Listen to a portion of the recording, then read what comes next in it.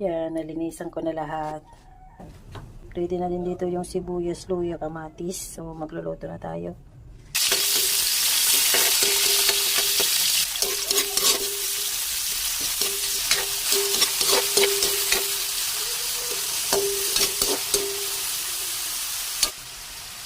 Lumabas na yung katas ng kamatis. Maglagay na tayo ng tubig.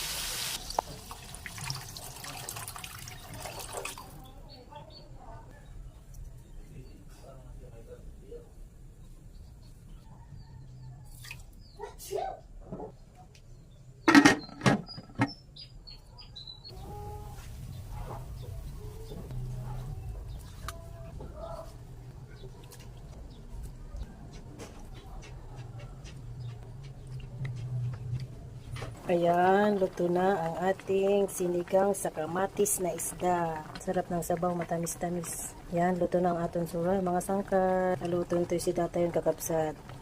Sinigang na isda sa kamatis. Thank you for watching.